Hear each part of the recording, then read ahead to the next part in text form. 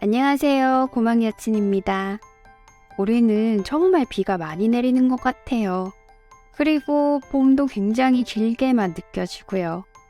녹음하는 오늘도 바깥은 비가 촉촉하게 내리고 있습니다.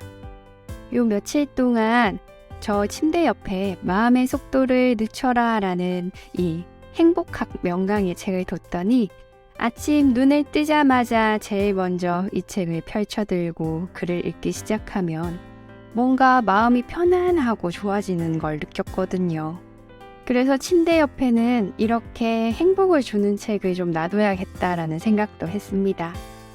그럼 오늘도 행복학 명강의 두 번째 이야기 들어보실까요? 두렵다면 행동하라. 저명한 자기계발 전문가 데일 카네기는 진심으로 두려움을 극복하고 싶다면 집 안에 있지 말고 밖으로 나와 행동하라고 충고했다. 해외여행을 가는 것이 꿈인데 여행길에서 만날지 모를 위험이 두려워 행동하지 않는다면 그 꿈은 언제까지나 지도 위에 머물 수밖에 없다. 그러다 죽음이 눈앞에 닥쳤을 때 실체도 없는 두려움 때문에 꿈꾸던 그곳에 실제로 가볼 기회를 영원히 놓쳐버렸음을 깨닫는다면 얼마나 아쉽고 허무하겠는가. 아무리 사소한 계획이라도 일단 행동에 옮기지 않으면 실현 가능성은 제로다. 반딧불이가 날개짓할 때만 비로소 빛을 발할 수 있는 것과 마찬가지다. 프랭클린 루스벨트 대통령의 재임 당시 미국 경제는 대공황 상태였다. 그야말로 온 나라가 두려움과 불안에 빠져 있었다. 나라의 경제를 살리기 위해 루스벨트는 뉴딜 정책을 시행하기로 했다. 새로운 정책의 순조로운 이행을 위해 불안한 민심을 안정시키려고 그는 난로가 담화라는 라디오 연설을 했다. 다음은 그 연설 중 일부다. 우리가 금융체제를 개혁할 때 화폐보다 중요하고 금보다 귀중한 것이 한 가지 있습니다. 바로 국민 여러분의 믿음입니다. 우리의 새로운 정책이 성공하려면 무엇보다도 믿음과 용기가 필요합니다. 국민 여러분, 믿음을 가지십시오. 근거 없는 유언비어에 흔들리거나 놀라지 말고 모두 함께 뭉쳐서 두려움을 이겨나갑시다. 우리가 유일하게 두려워해야 할 것은 두려움 그 자체입니다. 모호하고 경솔하며 아무런 근거도 없는 바로 그 두려움 말입니다. 루즈벨트는 문제를 직시하고 과감하게 조치를 취해 미국 경제를 위기에서 구해냈다. 그뿐만 아니라 미국을 반파시스 정쟁에 참여하게 함으로써 제2차 세계전쟁을 승리로 이끌었다. 임종을 맞기 전 루스벨트는 이렇게 썼다. 내일의 목표를 실현하지 못하도록 가로막는 유일한 장애물은 바로 오늘의 두려움이다. 긍정적이고 강인한 믿음으로 모든 두려움을 이겨내자. 한 나라의 대통령이자 개혁의 선구자였던 루스벨트는 임종하는 순간까지도 국민에게 두려움을 이겨낼 것을 강하게 권고하였다. 두려움이라는 감정이 나라와 국민에게 얼마나 심각한 재난이 될지 잘 알고 있었기 때문이다. 또한 두려움을 극복하고 승리를 쟁취할 유일한 수단이 바로 행동이라는 사실도 알았다. 행동하는 순간 실체 없이 부풀려졌던 두려움은 공기 빠진 풍선처럼 쪼그라들게 마련이다. 미국의 저명한 심리학자 윌리엄 제임스는 말했다. 원래의 자연스러운 즐거움을 잃어버렸을 때 이를 되찾는 가장 좋은 방법은 마치 늘 즐거웠던 것처럼 일어나서 말하고 행동하는 것이다. 만약 이 방법으로도 즐거워지지 않는다면 다른 방도가 없다. 마찬가지로 용기가 필요하다고 생각되면 정말로 용기 있는 것처럼 행동하고 그 목표를 이루기 위해 최대한 의지를 붙돋아라. 그러면 어느 순간 용기가 두려움을 대신할 것이다. 지금의 존스는 유명 저널리스트지만 새내기 시절에는 부끄러움을 많이 타고 낯선 사람 만나기를 두려워했다. 한 번은 상사가 그에게 어느 판사를 취재해 오라고 시키자 존스는 극도의 두려움에 빠졌다. 안 됩니다. 못해요. 그 판사는 저는 모릅니다. 아마 만나주지 않을 거예요. 그러자 동료 기자가 대뜸 판사의 사무실에 전화를 걸더니 천연스레 말했다. 안녕하세요. 저는 워싱턴 스타의 존스 기자입니다. 브랜다이스 판사님을 취재하고 싶은데 혹시 오늘 잠깐이라도 시간을 내주실 수 있을까요? 깜짝 놀란 존스는 황급히 그를 말리고 나섰다. 내 이름을 대면 어떻게 합니까? 그때 전화기 너머로 상대편의 목소리가 들려왔다. 그럼 1시 15분까지 사무실로 오십시오. 시간을 꼭 지켜주시고요. 전화를 끊은 뒤 동료 기자는 어깨를 으쓱이며 말했다. 존스 씨, 약속 잡혔습니다. 존스는 그만 망연자실해졌다. 약속은 이미 잡혔으니 미룰 수 없었다. 존스는 울며 겨자 먹기로 취재를 나갔다. 비록 긴장과 두려움에 정신을 잃을 지경이었지만 어쨌든 판사를 취재했다. 그 후로 존스는 매번 약속을 잡고 취재를 나갈 때마다 무조건 한 걸음 내딛는 용기를 냈다. 그러자 두려움도 조금씩 옅어지기 시작했다. 저널리스트로서 이름이 알려진 후 존스는 이렇게 고백했다. 동료가 나 대신 약속을 잡았던 그때가 제게는 20여 년을 통틀어 가장 중요한 교훈을 배웠던 순간입니다. 우리가 어떤 일을 해보기도 전에 두려워하는 까닭은 부정적인 면만 생각하기 때문이다. 그러나 모든 일에는 두 가지 면이 있다. 긍정적인 마음을 가질수록 두려움은 한층 가벼워진다. 또한 이렇게 생각하고 행동하는 것이 조금씩 습관이 되면 점차 자신감과 용기가 붙는다. 많이 행동할수록 두려움은 사라지고 자신감이 생기는 것이다. 한창 전쟁 중인 어느 나라 적군의 전투기가 한바탕 폭격을 하고 지나간 뒤에 남은 것은 처참한 잔해뿐이었다. 사람들은 모두 엄청난 공포에 질려 아무것도 못한 채 눈물만 흘렸다. 그런데 그때 한 남자가 말없이 폐허에서 벽돌을 골라내어 한쪽에 쌓기 시작했다. 나중에 건물을 다시 지을 때 쓸 수 있도록 멀쩡한 벽돌을 따로 모으는 것이다. 그 모습을 본 사람들은 하나 둘 울음을 그치고 남자를 따라 벽돌을 줍기 시작했다. 두려움은 어떻게 극복하는가? 가장 좋은 방법은 용감하게 한 걸음을 내딛는 것이다. 행동하기 시작할 때 두려움은 그 자취를 감춘다. 셰익스피어는 말했다. 행동은 가장 강력한 설득력이다. 오늘을 가장 설득력 있는 행동으로 시작한다면 내일은 가장 설득력 있는 결과를 얻게 될 것이다.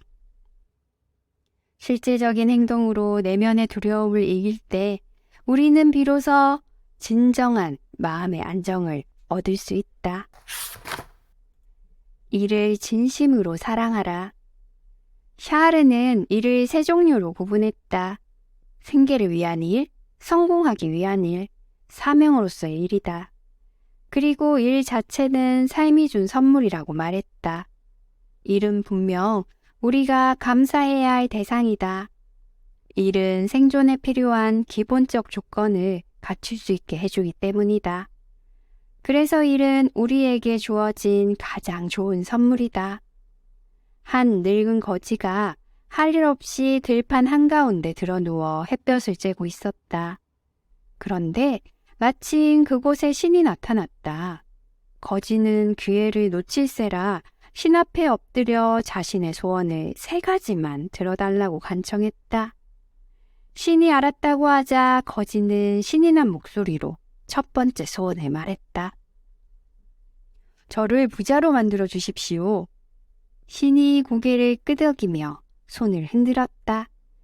그러자 눈 깜짝할 사이에 거지는 엄청난 부자가 됐다. 거지가 곧이어 두 번째 소원을 말했다. 저를 다시 젊어지게 해주십시오. 젊지 않으면 아무리 돈이 많아도 제대로 즐기지 못하니까요. 신은 이번에도 그의 소원을 들어주었다. 20대 청년이 된 거지는 기뻐서 펄쩍펄쩍 뛰었다. 그는 마지막 소원을 말했다. 제 마지막 소원은 평생 일하지 않고 사는 것입니다. 신이 고개를 끄덕였다.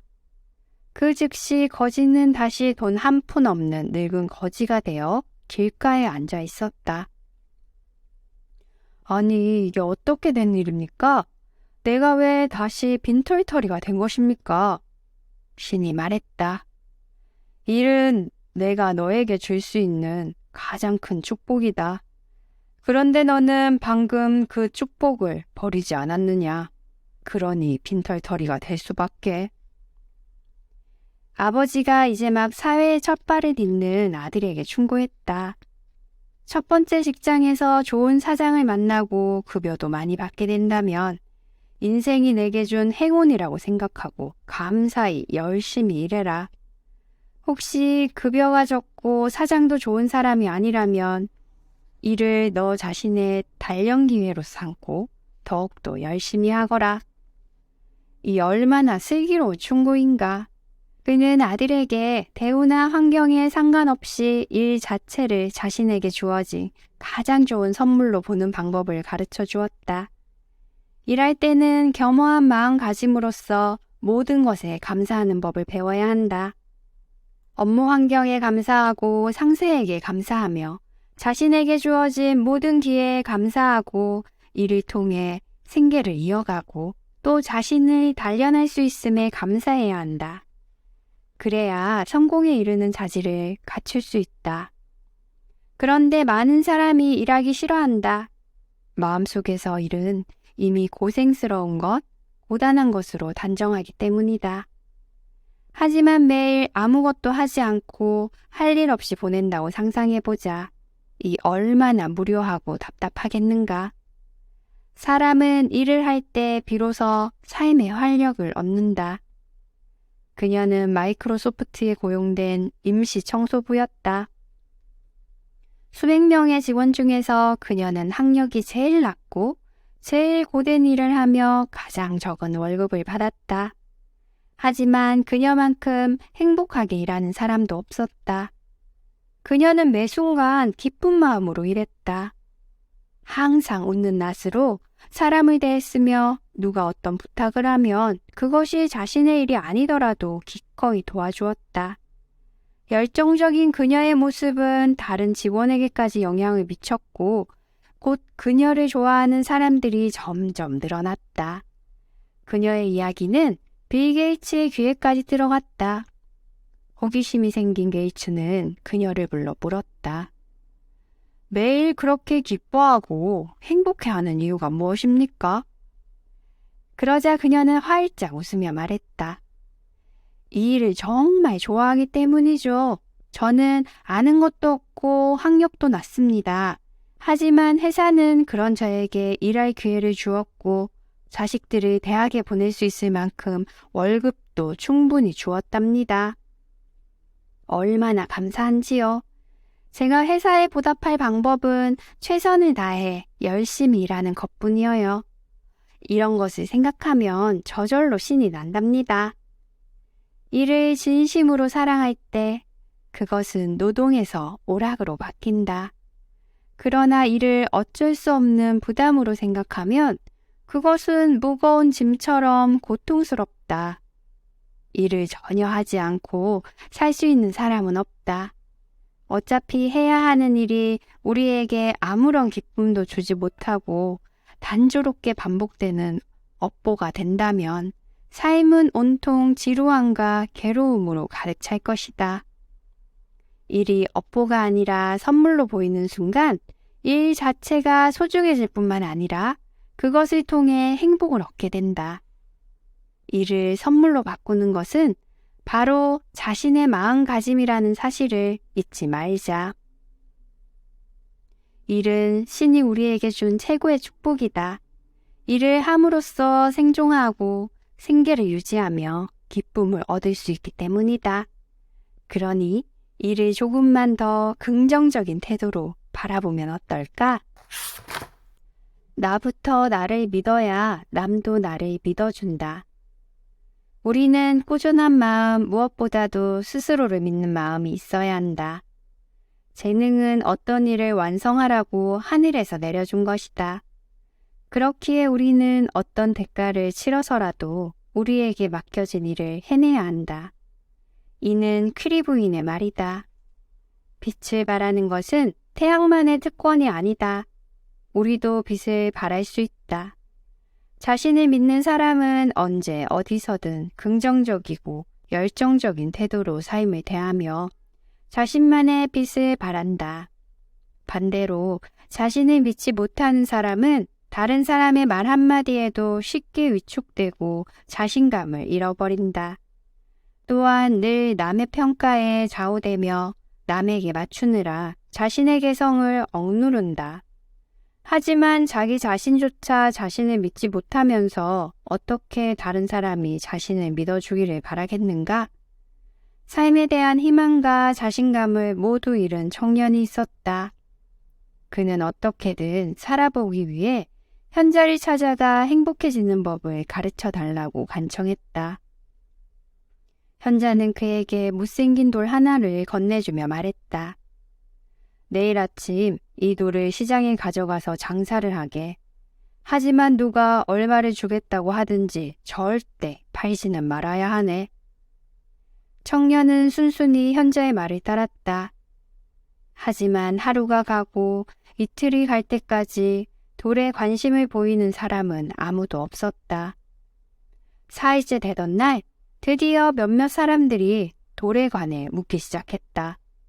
구체적으로 흥정을 하려는 사람도 있었지만 청년은 현자의 말대로 끝까지 고개를 저었다. 나일째가 되자 꽤 높은 가격을 부르며 돌을 사겠다는 사람까지 나타났다. 청년이 돌아와서 시장에서 있었던 일을 이야기하자 현자는 빙긋이 웃으며 말했다. 내일은 이 돌을 수석시장에 가져가 보게. 수석시장에서도 비슷한 일이 벌어졌다. 둘째 날까지 다들 별 관심을 보이지 않았지만 셋째 날부터는 가까이 다가와 돌을 관찰하는 사람이 생겼다. 며칠이 지난 후 돌의 가격은 깜짝 놀랄 만큼 껑충 뛰었다. 현자가 마지막으로 청년에게 말했다. 자, 이제는 그 돌을 보석시장에 가져가게. 마침내 돌의 가격과 보석과 맞먹을 정도로 높아졌다. 처음에는 아무것도 아니었던 돌이 나중에는 보석만큼 비싸진 이유가 무엇일까? 청년이 먼저 돌을 가치 있게 다루는 모습을 보이고 싼 가격에 함부로 팔지 않았기 때문이다. 사람의 가치는 위 이야기 속의 돌과 비슷하다. 스스로 자신을 평범한 돌이라고 생각하면 영원히 평범한 돌로 남게 된다. 그러나 스스로 자신을 대단한 가치를 지닌 보석이라고 믿으면 실제로 그렇게 변한다. 자신이 그린 자아상의 모습대로 다른 사람의 눈에 비치는 것이다. 헝가리의 민족해방운동 지도자 코슈트는 말했다. 우리는 자신의 가치를 경홀히 여겨서는 안 된다. 자신감은 그 어떤 성품보다 남자의 기계를 가장 잘 보여주는 것이다. 사람은 누구나 태어난 이유가 있으며 쓸모없이 태어난 생명은 없다. 그렇기에 맹목적으로 자신을 불신하고 부인하는 것은 매우 어리석은 일이다. 비록 지금 당장은 자신이 아무것도 아닌 존재처럼 보여도 속지 말라. 당신은 흙 속에 묻힌 금덩어리다. 금은 어디에 있어도 금이다. 흙 속에 묻혀 있다고 해서 그 빛까지 바래지는 않는다. 메가더 장군이 미 육군사관학교를 다닐 때의 일이다. 어느 날 그는 졸업시험을 앞두고 굉장히 초조해하고 있었다. 시험을 통과하지 못할까봐 걱정됐기 때문이다. 그때 그의 어머니가 말했다. 아들아, 너 자신을 믿으렴. 내가 널 믿지 않으면 누가 널 믿어주겠니? 자신에 대한 의심을 버리고 믿음을 가지면 무엇이든 할 수 있단다. 끝까지 최선을 다하기만 하면 돼. 그러면 혹시 1등이 못 되어도, 아니, 아예 낙제를 한다 해도 자기 자신이 열심히 했다는 사실을 알 테니 후회가 남지는 않을 거야. 메가더는 어머니의 말에 큰 힘과 용기를 얻었다. 그리고 다음 날 당당하고 자신있게 시험장으로 들어섰다. 결과는 어떻게 됐을까? 그는 육군사관학교를 최우수 성적으로 졸업했다. 그뿐만 아니라 확고한 자신감과 믿음을 바탕으로 수많은 전투를 승리로 이끌면서 마침내 미국 역사상 가장 유명한 장군이 되었다. 자신감을 높일 사람도 자신감을 꺾을 사람도 결국 자신뿐이다. 실패와 좌절이 찾아오고 끝없는 실망감에 지치고 위축될 때 자신에게 한번 물어보자. 지금 나는 나 자신을 믿고 있는가? 나조차 자신을 믿지 못하는데 누가 나를 믿어주겠는가? 한 남자가 일본의 어느 대기업에 입사 지원을 했다. 그는 최종 면접까지 마친 후 초조하게 결과를 기다렸다. 하지만 며칠 뒤 날아든 결과는 안타깝게도 불합격이었다. 남자는 너무나 상심한 나머지 자살을 시도했지만 다행히 가족이 일찍 발견한 덕에 목숨을 구할 수 있었다. 그런데 얼마 후 회사에서 시스템 오류로 인해 합격자가 불합격 처리됐다며 죄송하다는 연락이 왔다. 알고 보니 그는 합격했던 것이다.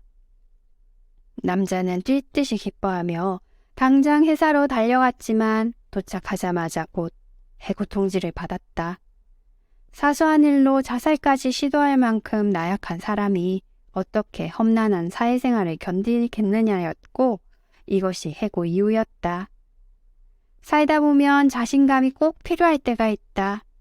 그 순간에 어떠한 선택을 하느냐에 따라 미래의 모습이 바뀐다. 이렇듯 자신감은 잠재력을 이끌어내는 열쇠이며 때로 상상하지도 못한 결과를 만들어내는 엄청난 힘이다. 남이 자신을 믿어주기를 바라기 전에 먼저 스스로 자신을 믿어주자. 프랑스 작가 로맹 롤랑이 말했다. 나 자신이 먼저 나를 믿어야 남도 나를 믿어준다. 자기 자신을 믿어라. 자신감이야말로 스스로를 우수한 인재로 만드는 최고의 비결이다. 남이 아닌 과거의 나와 마주하라. 하버드 대학교의 학생들은 세계에서 가장 훌륭하고 우수한 인재들이다.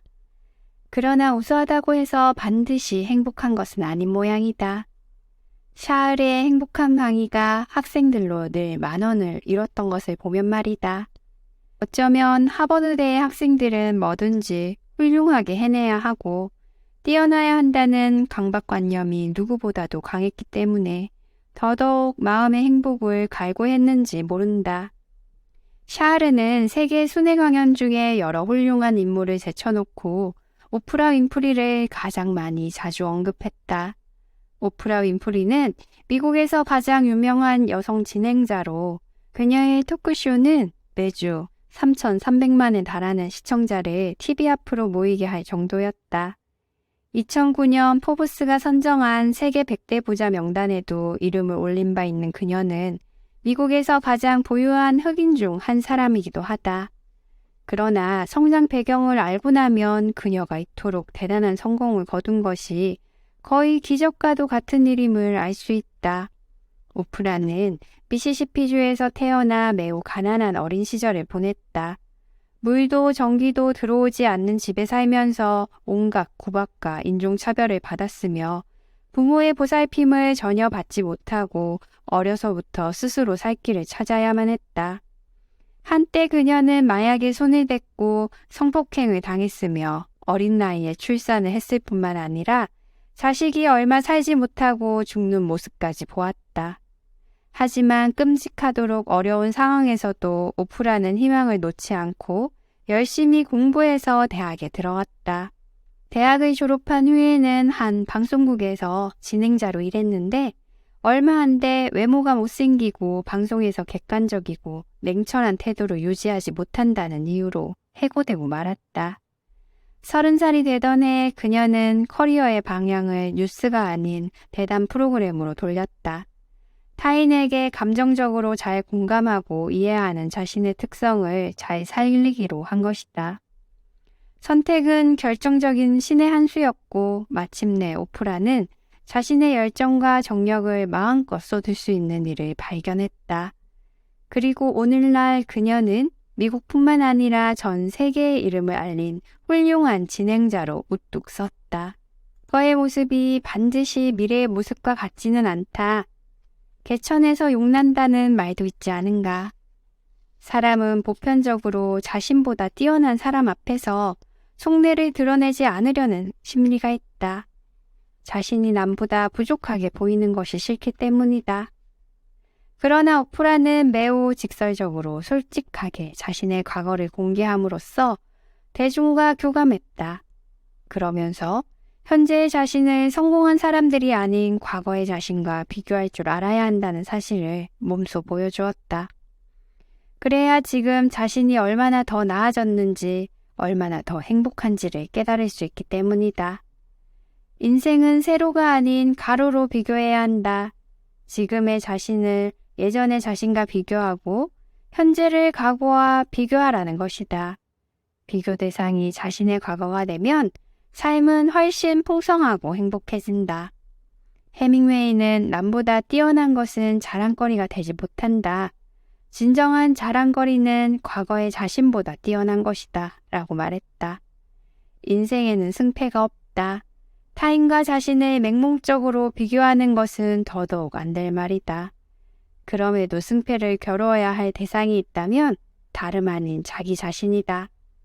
어떤 사람이 지금 성공하고 행복한 것은 과거에 그만큼 노력하고 애썼기 때문이다. 하지만 중국 작가 빙신의 말대로 사람들은 성공의 꽃만 보고 지금의 아름다움에 감탄하며 부러워할 뿐 그 꽃이 씨앗이었을 때 얼마나 많은 눈물과 희생의 피땀을 흘렸는지는 알지 못한다. 씨를 뿌리고 나무를 기를 때 들인 노력과 고생은 간과한 채 풍성이 달린 열매만 보고 그를 부러워하다니 이 얼마나 어리석은 짓인가. 비교는 자기 자신에게 자괴감과 고민만 안겨준다. 그럴 시간에 차라리 과거를 돌아보고 현재의 자신과 비교해보라. 마음이 훨씬 가벼워질 것이다. 과거의 발자국을 돌아볼 줄 아는 사람은 미래의 행복도 어렵지 않게 찾을 수 있다. 담담하고 평안한 마음으로 다가올 내일을 바라보자. 어떠셨나요? 몇 편의 이야기를 들으면서 여러분 또한 진정한 행복을 찾길 바랍니다. 이상으로 고막 여친이었습니다. 감사합니다.